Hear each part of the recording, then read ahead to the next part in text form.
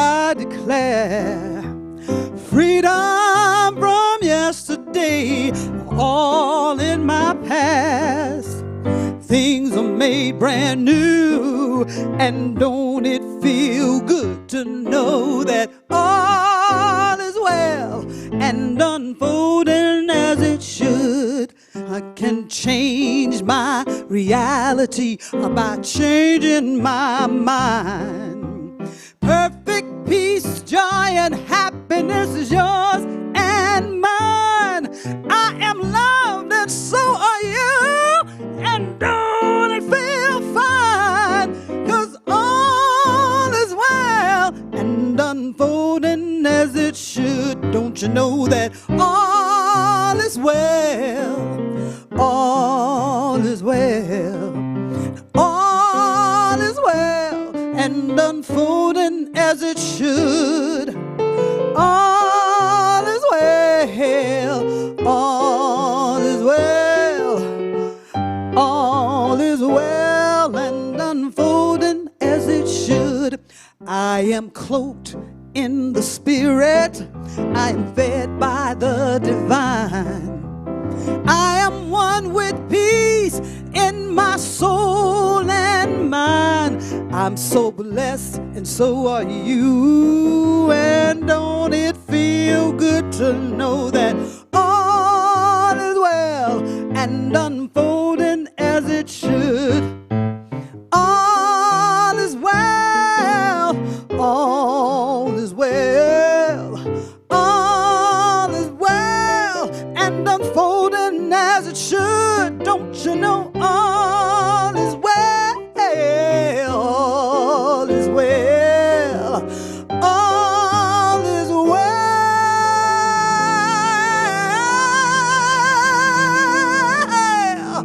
and unfolding as it should.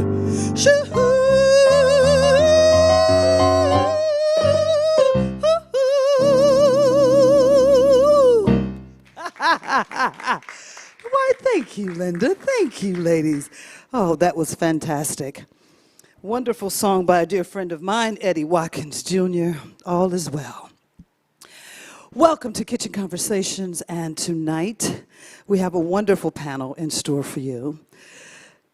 The beautiful thing about Kitchen Conversations is that as uncomfortable as the stories may be, this is the time for us to do it. This is a place, and it helps us carry this energy of love and willingness to share our stories out into the world. So before we do anything, we love to bless the night. So let's take a moment and take a breath with me.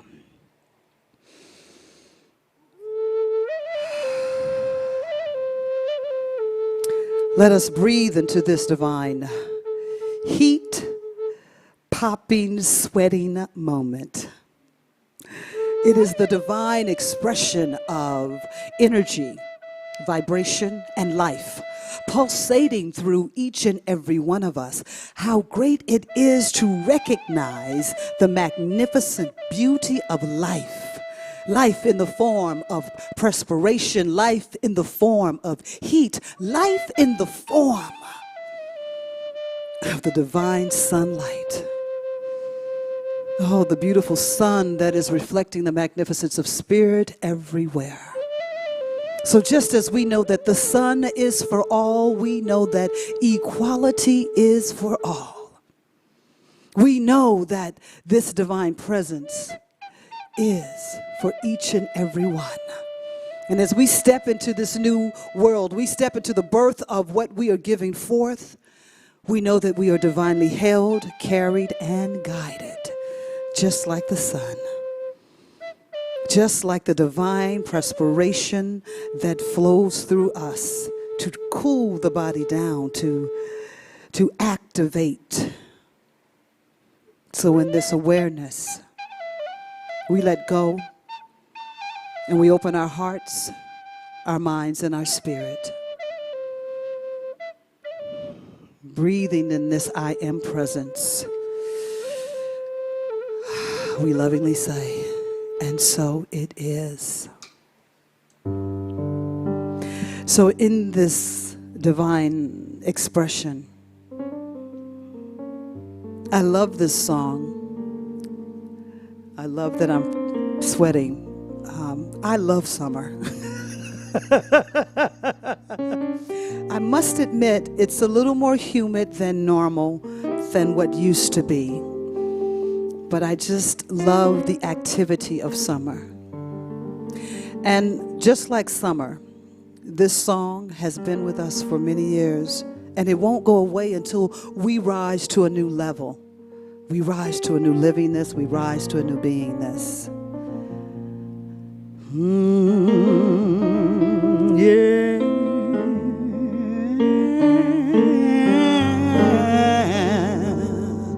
Well, you better listen, my sister and brother, 'cause if you do, you will hear the voices that are calling across the years. And they're crying across the ocean, and they're crying across the land. And we will until we all understand that none of us are free. None of us are free. None of us are free. If one of us in chains, none of us are free. Oh, there are people in the dark, 'cause they just won't see the light. If you don't say that it's wrong, that says it's right. We've got to give to one another, show each other that we care, send the message out loud and clear that none of us are free. None of us are free. None of us are free. If one of us in chains, none of us are free. None of us are free. None of us are free. None of us are free. If one of us,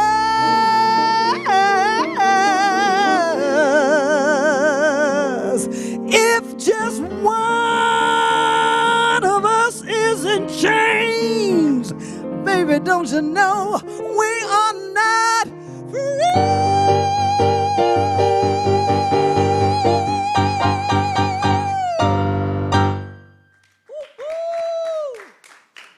Thank you. Thank you, Linda. Thank you. That's our theme song, in case you didn't know.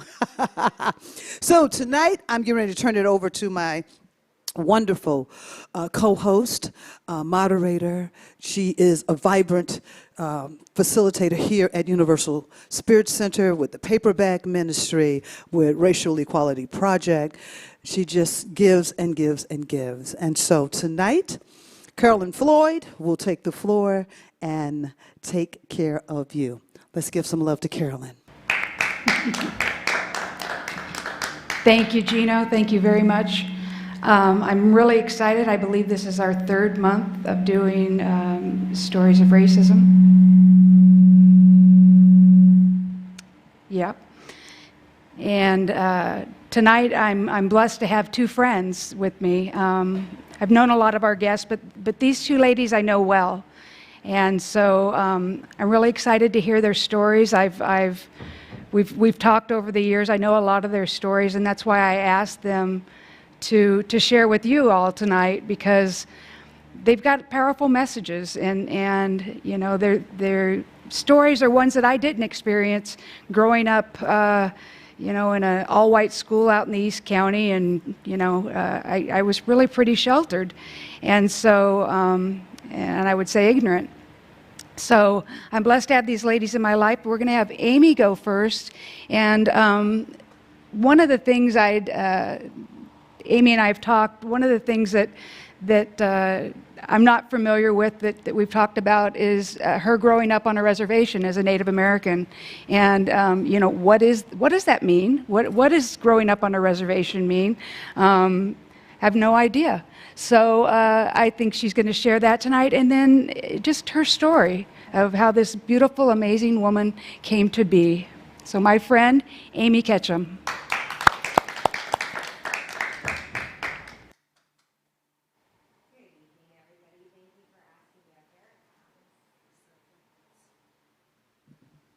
Better? Yep, there we go. Okay. Thank you so much.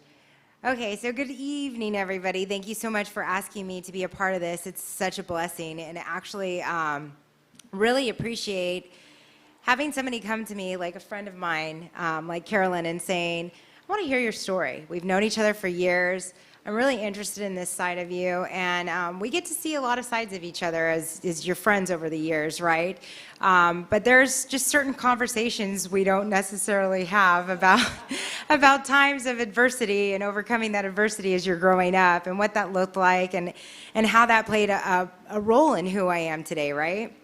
And so I think I'm going to kind of start a little bit before my time, and I'm going to go to the fact that, yes, I did grow up on a reservation, and it was very interesting. But what I will tell you is that when I was younger, when I was born, my mom and dad actually did not live on the reservation. My mom and dad were transplants from a reservation in Arizona.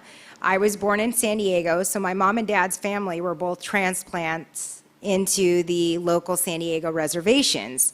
And my mom and dad, I've heard stories, but my mom and dad are the type of people that they lift the rug up, they sweep everything that nobody should know underneath it, and then they cover it back up, right? So by the time I kind of figured out how that was all going on, I was a little older. But what I can tell you is my parents thought it would be best when they moved to San Diego to try anything that they could to encourage their children to not live on the reservation when they got older, right? So there was a lot of that going on for my family. So when I was born, I have one older sister. My sister's 2 years older than me, and so we both were born into this era where my dad had really learned like work ethic from his dad and was able to earn a good enough living to not live on the reservation, right? So that is a huge thing for people, apparently, at that time, okay? It was huge for my father to make it big enough in the business world, and he owned a construction company. That was a family trade, right? And so him and all of his brothers were in construction, and my dad made enough money that we didn't have to live on the reservation. We didn't have to live down a dirt road in a home that had dirt for flooring, get food dropped off to us by the county or by the reservation every month at the first of the month, right? So that was huge for my dad. My dad, growing up, was always a very put-together man, very well put together, no hair out of place, sweats were ironed. It was just, that was his upbringing, okay? So for us, when my sister and I were born, we were not born into the reservation. We were kind of the lucky ones that were born off the reservation. And when I turned 5 years old, that all changed. And that changed because my mom and dad were, in a sense, betrothed because their families had moved here together. They were the same age. They had 4 boys in my dad's family, 4 girls in my mom's family. And they all grew up together, very, very close. My mom and dad were basically told, you're going to get married when you get older. So my dad married my mom when they were seniors in high school. Okay, so when my mom married my dad, she became a wife. And in our culture, that wife takes care of the house, that wife takes care of the kids, that wife does everything to honor that man. Okay, and so my mom had never worked a day in her life, never took classes in high school that mattered, because she didn't think she was ever going to do anything but be a homemaker. So when my mom and dad went through a divorce and I was 5 years old, my mom was left with a situation where she got 2 wonderful, amazing kids and a work truck that was in my dad's fleet. Now, how those details worked out, none of my business, still don't know, still don't care, okay? But what I do know is that my mom could not afford to live off the reservation. So that was a huge shocker, because when I was up until 5, there were Jaguars in my driveway, there was nice trucks, there was nice this, and then all of a sudden it was, we're moving back to the reservation. This is where our people are from, this is where you should be growing up anyways. And so we had dirt floors. We had doors that barely locked. We had a school bus stop in Alpine that was about 2 miles from our front door. And there was no other bus stop. So we walked to the bus stop, those of us that attended school, by the way, because on the reservation, there is not... it's a sovereign nation, for one, so you kind of don't have to abide by all the laws that we do out here. So there was 4 of us that I can fully remember that went to school every day. And that was me, my sister up until about high school, and then our friend Blue and another child. And so we would all walk to to where the bus stop was. I remember having, the holes in my shoes. I had hand-me-downs that were hand-me-downs that were hand-me-downs that were hand-me-downs. And we lived in Alpine. And I don't know if you guys are familiar with California or San Diego or even San Diego County, but Alpine is a predominantly wealthier area. So the socioeconomic gap for us was huge. We had the reservation with dirt floors, and then you had $1-million homes. And that was the difference. And there was no real middle class back then. I went to the school, I was born in 80. So I definitely had a very disturbed childhood during that time of 5 till about when I graduated high school. And a lot of that had to do with the fact that we were treated a little differently. I was one of 4 Native Americans at my high school. The rest were Caucasian. I think we had 1 African American for about a year. And then again, predominantly wealthy people from Blossom Valley and Alpine at the high school, right? So the beautiful thing is the 2 other Native kids that went to school with us, they were from the reservation that we grew up on. So when they turned 16, they got what's called per cap, which is a wonderful design to help Native Americans flourish. However, not so much when you're young and you give a 16-year-old a lucrative amount of money to do whatever they want with, and lo and behold, those 2 other students stopped going to school.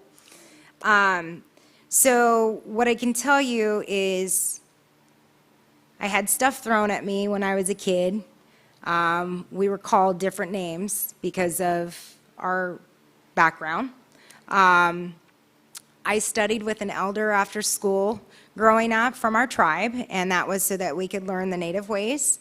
It was very strange to have to go do that when all of the other kids got to do sports and stuff, right?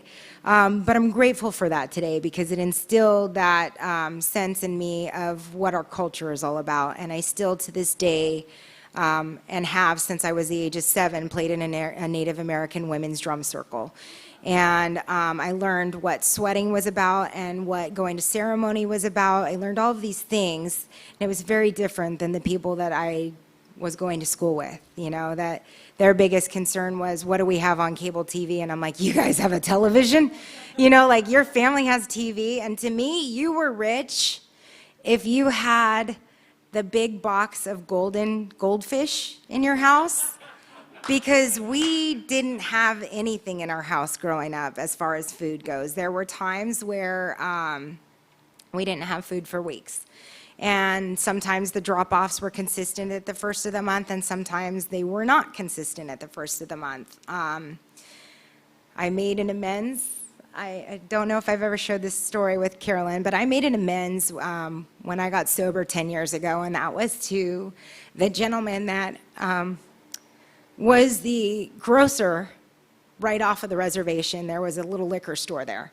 And during times of need, my sister and I would go, and I would distract him, and she would get everything we needed. And there were times where we would pay in pennies because that's all we had. And there were times where we would take what we needed and go on with life. So I remember having to do that when I got sober off of alcohol, having to go back and make that amends. And he wasn't surprised. It was like, hey, I have to tell you something. I stole from you for years. We stole from you. And he was like, I know. It's okay, you know? But that's how it was like. And this is San Diego, and this is during the 80s and 90s and 2000s. So this is not happening years and years ago, you guys. This is not happening when my parents were growing up. So there was still a lot of adversity going on, right? And I knew for me that if I got an education, that was my ticket off of that reservation. And my sister's ticket off the reservation was drugs and alcohol, you know? And mine came later in life, right? So basically for us, it was a very different upbringing in the city of San Diego than it was for most people. And there was definitely a difference with the culture, like being on the reservation. My mom maybe came home maybe once a month, maybe, from the time I was probably 5 until the time I was 12. And whatever she was struggling with, whatever she was going through, nobody was calling anybody to tell them that these kids are alone. No one was calling anyone, and no one was coming on the reservation to get us. That just wasn't going to happen. The other thing that I grew up around was obviously because there wasn't any strict laws that were enforced. There was a lot of drug use. There was a lot of alcohol use. There was a lot of sexual abuse. It was very common on the reservation and it didn't happen to me, I can say that, and I'm very grateful, but there was a lot of times where family members would rape or sexually abuse the younger siblings, younger cousins, younger nieces, nephews. And there are a lot of people that are children of that today. You know, I have a lot of family members that their mother and father are cousins, and it's very common. And it was never reported, never will be, but that's just how it is. And so there were a lot of things that we turned our back on and just looked the other way because, like I said, I came from the family that pulled the carpet up, and we swept everything underneath it that made us look different because don't you tell those people outside of this reservation what goes on in here, and don't you let them know what we do here. That's our business, right? So for me, freedom really came when I left and went to school. Freedom for me came when I got to do that. And I'm kind of getting to my time, but I want to share with you guys that I struggled heavily. So when I left for college, I left that culture behind, and I didn't want to associate with it because it was terrible. And I wanted to just be a woman that had a little bit of a different colored skin. And I wanted to be known for my hard work ethic. I wanted to be known as the person that would go the extra mile, that would put in the work just like everybody else. And so that served me really well in my career. But in college and in the first part of my career, I stepped away from my background and my heritage.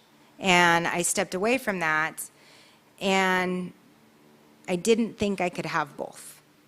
Because I thought that when I went back to the reservation, they would tease me that I sold out, I went and got an education, I know everything, look at that big shot, she makes money, she's one of those that works. So I didn't go except for education, things that we did through the tribal education. I didn't go back to the reservation for a lot of things. I'd make up excuses not to go back for powwows and sweats and stuff like that because I was just too busy. And in all reality, I wasn't too busy. I was just too afraid to be caught between two worlds. And it wasn't until I was probably about 4 years into my career, and I went back And the elder that we used to study with happened to be at my sister's place of business, and he said, "Hey, I want to talk to you." And I said, "Okay." And I went into the room with him, into the office, and he said, "I want to know why you're not coming home to join us. I want to know why you're not at drum circles. I want to know why you're not at sweats and powwows, and I want to know why you're not doing this." So I was honest with him, and I told him that it's embarrassing. It's embarrassing to be teased by my own people. It's embarrassing to be teased outside of it. I really don't know where I fit anymore, and I feel like if I just ignore everything, that I'll be okay on this path, right? And he told me something amazing and wonderful. And he used to tell me when I was younger that I had this mind that was like an eagle's wing, and I would spread my wings and I would one day fly away. And he had always expected that to happen, apparently. But he wanted to let me know that just because I had the wings to fly didn't mean that I couldn't have roots. And I loved when he told me that, because it really grounded me from that point on, and I started coming back to the powwows. I started coming back to the Native American Indian education, and I started working with kids and teenagers on 19 different reservations in San Diego, and I started being a part of that solution instead of part of the problem. And then I went through an addiction, and I came out of that, and I got more active again in it. So, you know, that's pretty much how it was for me growing up. And like I said, I think it's very important, because I think everybody thinks you're just born into a family, and your family may or may not live on a reservation, or you're native, and this and that. And let me tell you guys, my dad still to this day is that man who walks out, and if he is going someplace, he has got his headdress rings on, he has got his hair perfect, he has everything going, and there is no mistake that that man is Native American. For me, I'm happy looking like it. I'm happy not looking like it. You know, like I am just happy in the skin that I get to wear today, and I'm very grateful for that. So, am I staying standing for questions? Yeah. Okay. Yes. Michael, there we go. I love your story, and I love your candidness. Really beautiful. What can people do outside of the reservation to help support? I guess this was in 2000 for me with the Pechanga Indian reservation. I was blown away that there wasn't indoor plumbing. I didn't even have words. I was like, how is this possible? So what can we do to help either wake up, support? Absolutely, thank you. So it is amazing to see that as early as 2000, we didn't have running water on some of the reservations in San Diego. And I think a lot of people think Native Americans get per cap, and they get these houses, and they have these casinos now, so they have money, right? But it wasn't like that all the time. It's very recent, very recent. And that's in California, by the way. In other reservations, we don't have casinos. We don't have that revenue stream coming in to help. I'm Yaqui. We are based out of Arizona, and so we still farm corn. So we don't have those, but what we do have is something called intertribal funding. And again, 19 reservations in San Diego County all contribute to that intertribal funding, which helps fund our children's education as early as kindergarten and preschool. It helps us fund their college educations, and then it also helps anybody into voc rehab or to any type of trade school as well. So as somebody not on the reservation, to support, I would say any activity that you can be supportive in, like the powwows, learning about the culture, attending those, asking how you can be active in them, taking in and mentoring any type of child, because that's one of the biggest issues that we have on the reservation is we like to mentor our own. So a lot of what comes out of my head goes into this child's head. And so what happens in that retrospect is we don't have a lot of people that have actually gone out and seen the world. They haven't experienced other things, other cultures, and they may have a sense of I'm owed something from what's happened to my ancestors, right?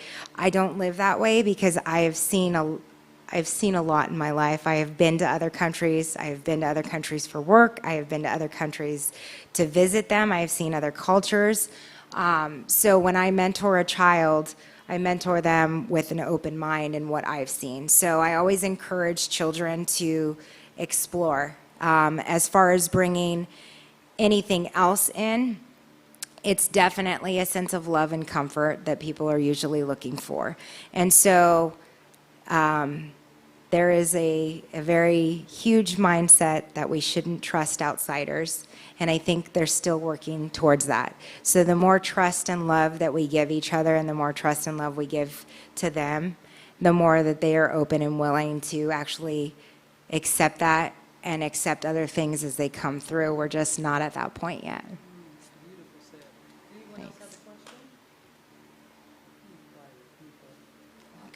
Okay. Well, thank you so much. Thank you.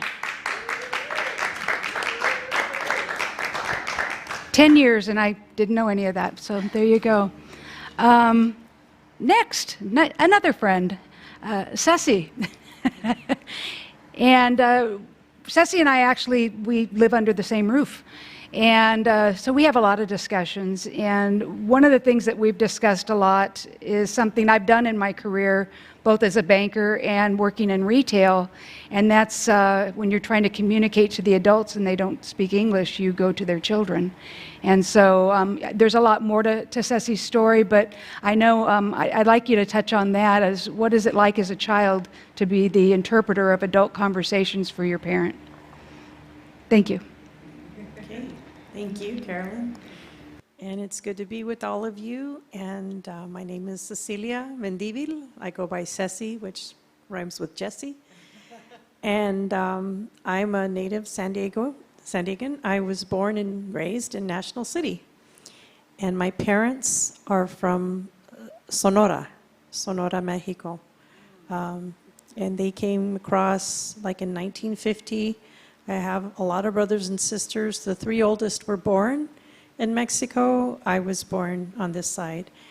And my mom never learned English. My dad, interestingly enough, he was raised on both sides of the border, so he spoke English. And so when he came here, he was able to get a blue-collar job. And, you know, my parents knew how to save, and they had a house. They, you know, took care of their kids.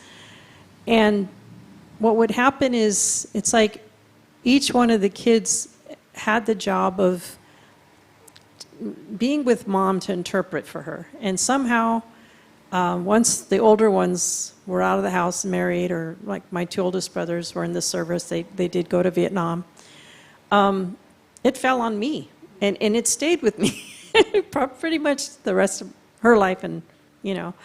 And I took care of her. And one of the hardest things was being a little girl, 4, 5, 6 years old, and I would go to the store, and I was just like her little right hand. And my dad, the way he supported our family, he worked for Mayfair Markets, and so we'd always go to Mayfair. And whether it was a store that my dad worked at or another one, you know, he got transferred a lot, my mom felt safe there. But it invariably would happen where she would need to ask a question, and there would be an awkward situation where a very tall Anglo man would end up leaning down into her face and kind of shouting, because she would stutter and she kind of knew a little bit of broken English. She would just be overwhelmed. And, you know, it was just would rapidly accelerate into this place of my mom's in trouble and she needs help. And so me being who I was, I would jump in and almost like divert the attention and start sharing and asking questions. And he'd like look away and look at me. And I could see that relief on his face, or usually it was a man. But it was like, oh, good, she speaks English. But then there was like no recognition of how his behavior and how he was acting was affecting my mom.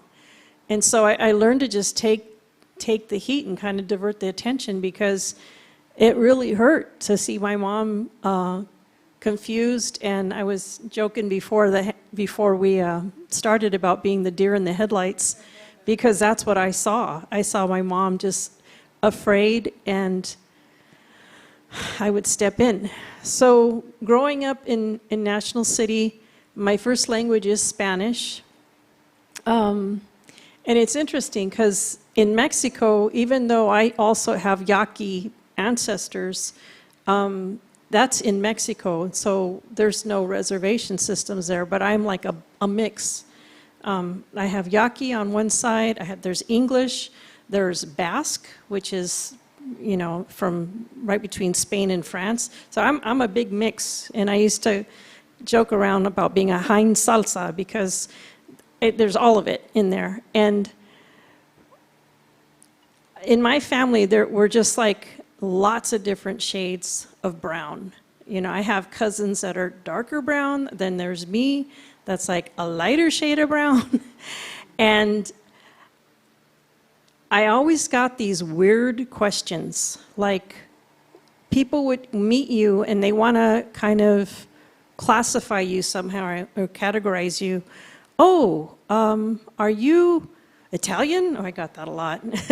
No, my parents are from Mexico. Oh, you're Mexican? Oh, you don't look like a Mexican. And I'm not kidding. This is what I would hear. You don't sound like a Mexican. You don't act like a Mexican. You don't even smell like a Mexican. I would just be like, wow, you know, and being a polite little Catholic school kid, I did not know what to do with that. I would just not say anything, but I'm just like, how can you say those things to me? Do you even realize what you're saying? No. And I would think back to the same situation with my mom where, oh, you're different, you don't speak English, so I'm going to intimidate you into, you know, somehow being something I can understand and deal with. And what I've come to understand in my life is, you know, human nature, it's like we want other people to be like us. And if you're like me, then if you're more like me, I can like you. If you're different from me, I don't know what to do with that. And I'm talking about, this is going on in the 60s and 70s, because I was born in the early 60s, so there was still not a lot of understanding back then. And I would be frustrated and kind of offended and upset, but I didn't know what to do about it. I was just like, go figure, I don't know. So, you know, growing up in National City, it was a little town where everybody knows everybody. And when I was in early elementary school, like kindergarten, first grade, there was a lot of white people, a lot of Anglos. And then like between the mid-60s to like the early 70s, they all moved out of the town. They left, and it was like, you could look in the yearbooks and see like just a huge mix, and then all of a sudden there's mostly brown faces and black, and there's Filipino, and later there was Vietnamese. But, you know, it was almost like a relief, like, oh, I don't have to try and be something I'm not, because I don't have that pressure anymore of, I have to be like you so you'll like me. And it was interesting because from there on through high school, it was just like being raised in a place where we were all different, but we all just got along. And no one cared like where you were from, what you looked like. It was just this peaceful, friendly atmosphere. And when I left my hometown to go away to college, I ended up in a big name college on the East Coast, because whatever, my teachers thought, you're smart, you can get in, so I applied, I got in. And it was another culture shock, because I don't know if anyone's seen, well, probably a lot of you have seen In the Heights, where the young girl leaves her little neighborhood in Queens or Brooklyn, wherever it is, and comes to California to go to Stanford. Well, I was the reverse. I left my little hometown of National City, ended up on the East Coast. And it was the same experience. So of who are you, where are you from, like, and then when it was understood, oh, she's a scholarship kid or she's affirmative action, oh, well, you just got your place because, there's those programs and you don't belong here. and I had people try to, hand me their plates in the dining hall as if I'm there to serve them, and I'd like say, no, I'm a student here. There's where you can put your tray. That's not my job. But for me, it was just too much. I ended up leaving. Like after 3 semesters, I said, I don't belong here. I don't want to be here, and I left. And I came home. And I came home to National City, and then I had like this. Because of that experience, I had like this real resentment towards like the dominant culture that just won't let people be who they are and just allow people to be who they are and just not have to ask questions. And that's something I've always wondered, like why so much, why so many questions? And that's where I started to develop that understanding. It's about, I want to feel comfortable, so I want to try to peg you so I know like who you are, so that I'll feel comfortable. So it's like I took on this role of, I think of Ricky Ricardo when he would say to Lucy, you got a lot of splaining to do. So I became this person that explained myself all the time, and I would tell people like overshare about who I am, where I'm from, trying to make them comfortable so that there'll just be some peace around here. And, I ended up getting married and living that traditional life of a wife and mother and had children. And when I divorced, I was 40, and it was like all of a sudden this close-knit Catholic community I'd been a part of, I was starting to feel shunned, because I had initiated, the separation. And so it's like, again, I lose my bearings. Who am I and where do I belong? And so that was kind of where I first started venturing out again into the dominant culture. But this time I found a lot of compassion, because now we're talking, early 2000s. A lot of things had changed. A lot of compassion, a lot of just awareness, willingness to just meet me where I'm at. In like about 2010, that's about when I started coming to Universal Spirit Center.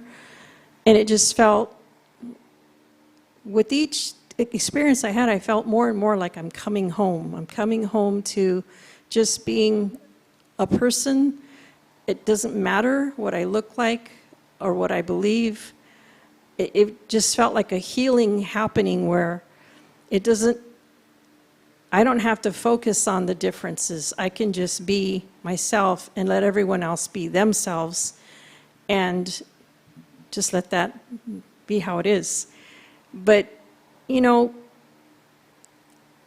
I never thought about how this was different until, like, I had my own children, and I started to do the same thing of over-explain for them. And it just feels like a wake-up, like, why do you have to try to make other people comfortable? Just let them have their experience. You're not responsible for how they feel or what they think. Just be comfortable in your own skin and let it be. And, it's like questions answered. I'm like at a place now where I live my life. I still get a lot of questions about where you're from. For a while, I lived up in Orange County, and I got even new, oh, are you from Northern India? I'd be like, Northern India? And then I finally had to ask, that, oh, yeah, people from Northern India look like you. I also got a lot of, are you from Iran? Are you Persian? No, but I do have a Persian sister-in-law, and she taught me how to say aloha pa, which is like saying namaste. But one last thing I'll share is in 2001, with 9/11, I experienced this interesting shift where I'm in my neighboring city at a four-way stop, and I'm driving my kids to school, and there's an older Anglo couple like to the left of me, and they're both leaning forward in their car, and they're staring at me, and they're giving me these weird looks, and I'm looking at them like, and then I drove through the intersection, and I realized, oh, they think I'm Iranian. They think somehow I have something to do with what happened in New York. And it was like, here we go again, here it is. So ultimately, like, I've taken all of that in stride, and I just think, in all sincerity, bless their hearts. That's the best they know. That's the best they can do. I just let them live their lives. I don't have to explain anything to anyone, and I can just live mine. So that's about what I have to share. There we go. Beautiful share. I have a question. Yeah. As this journey for you of kind of what I felt was you accepting who you are, what would you say to someone? Because as people of color, one of my things that I really get on my family and friends about are minority. That is a separation that says already, I'm not enough, you're not enough. And so for me, it's like, okay, I want to be awake when I myself am making me less than. So what would you want to say? What have you learned in that? Thank you. It really starts with our own healing, our own awakening, our own acceptance of ourselves just as we are. And one of the hardest things that I just keep coming back to was this idea that I somehow have to explain myself. When I finally was free of that, I was just able to meet people where they're at, not worry, and it has to start inside. It really does. Because otherwise, you can develop a lot of resentment or just this, reverse discrimination, this attitude of us versus them. And I think it's a huge undertaking, and it's a beautiful journey, but it's worth it. It's worth it to be free of all these stereotypes, the colorism, the ignorance, and just as I started to become more comfortable with myself, I could really allow everyone else to be who they were. And even when I get these interesting questions, I just answer and just very briefly and let it be. So, thank you. Thank you so much. I knew it was going to be a great evening. I have good friends. But thank you each for sharing. And, it's interesting. I used to work for a gentleman that was Chinese and German. And how do I know that? He was the most interesting looking man. I went up and said, "What are you?" And that's insensitive. So, it was a long time ago. But I think I'll strike that "what are you" from he's a human being. A very attractive human being. But anyway, thank you both. And I love doing this. Thank you. Gino.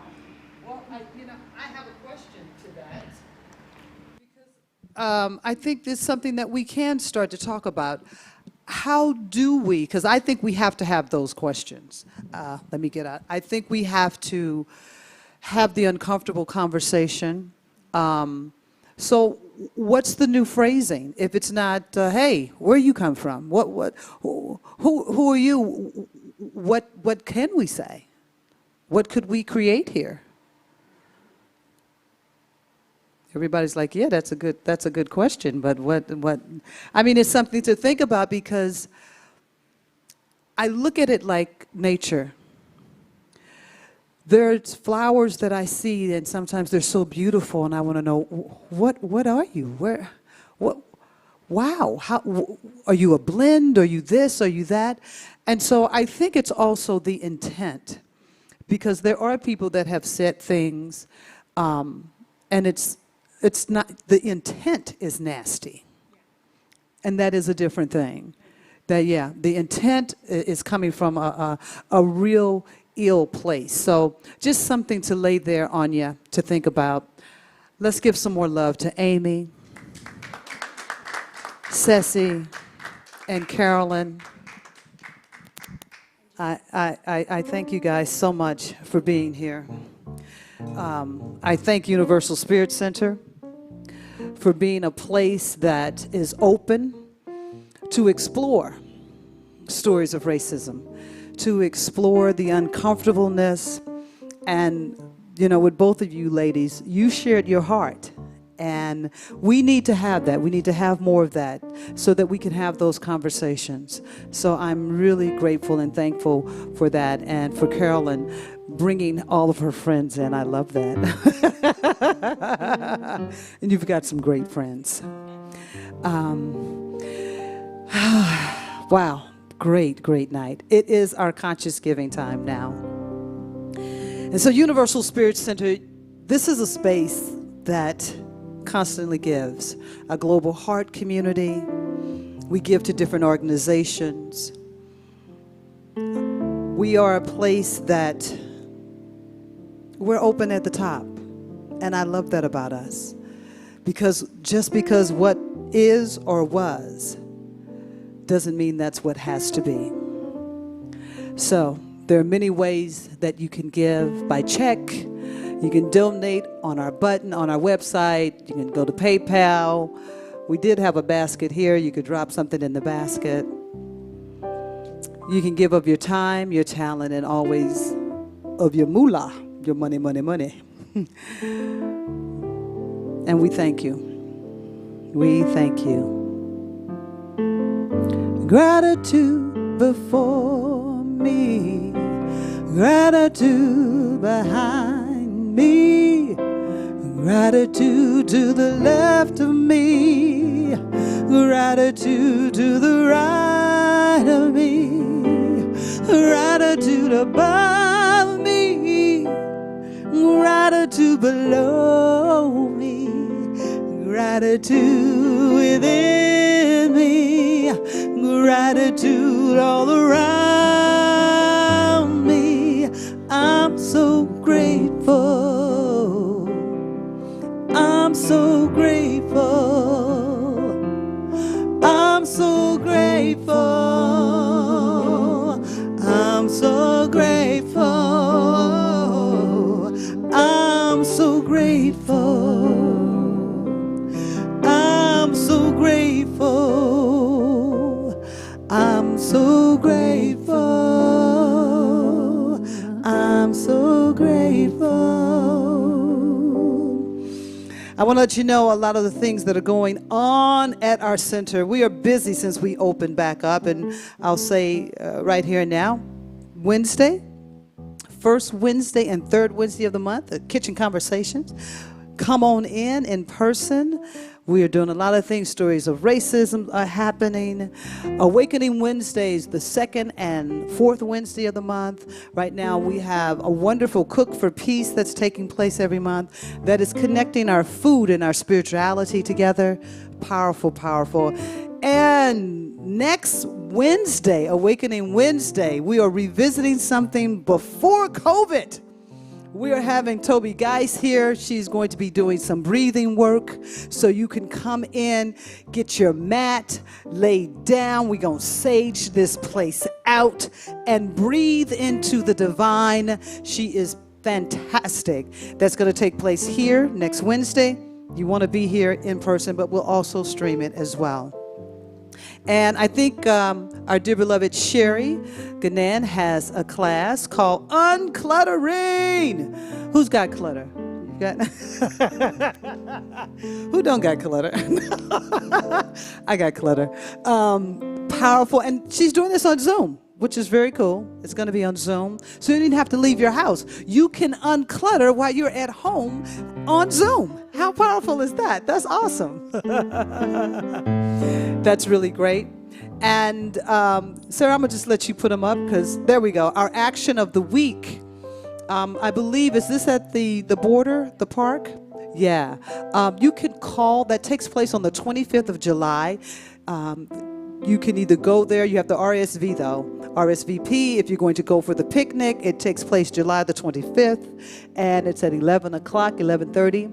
And if you can't make it, you can call the Border Patrol to open the park back up, the Friendship Park, to allow families to come together and break bread and see each other. It's really important. Our Racial Equality Project, we do a lot of things to alert and awake us up to really help bring equality and help shift legislation and things that are taking place.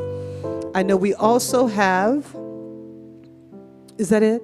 Okay, well, no, we don't. Well, we don't have a slide for it, but next month, we're doing Movie of the Month now in person, and next month we are doing the United States versus Billie Holiday.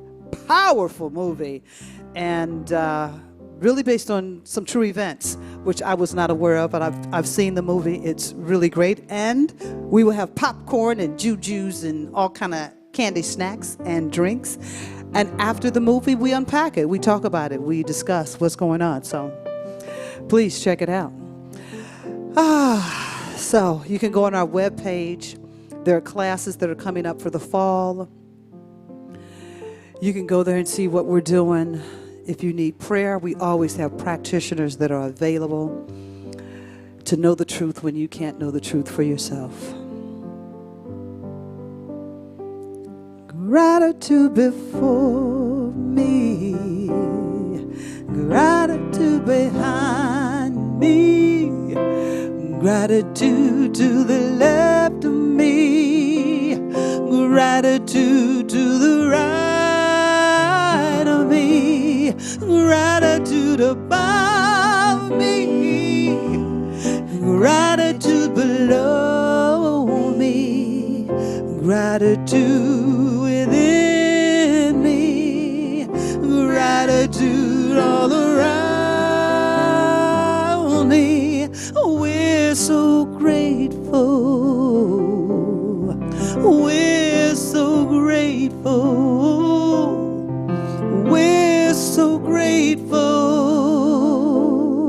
We're so grateful. We're just grateful. Oh, so grateful. We're so grateful. I'm blessed. Thank you, Sarah Adams, running the house. I appreciate you more than words can say. Linda, my roadie, that's my road dog right there. Woof, woof. Always with me. And of course, Universal Spirit Center and you beloveds that came out tonight. Thank you, thank you, thank you, thank you, thank you, thank you, thank you, thank you, thank you.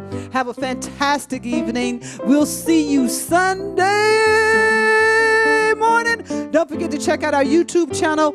Things are on there every day. We got something happening. Not worried about tomorrow.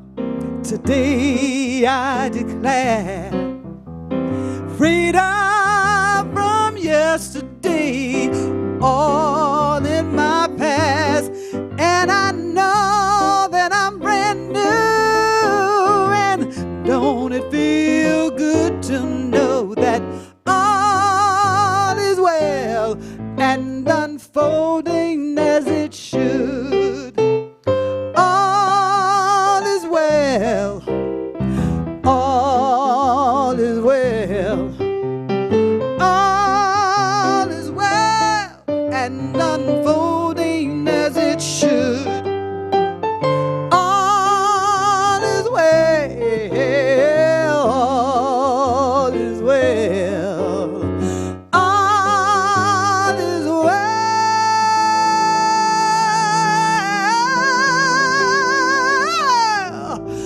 and unfolding as it should.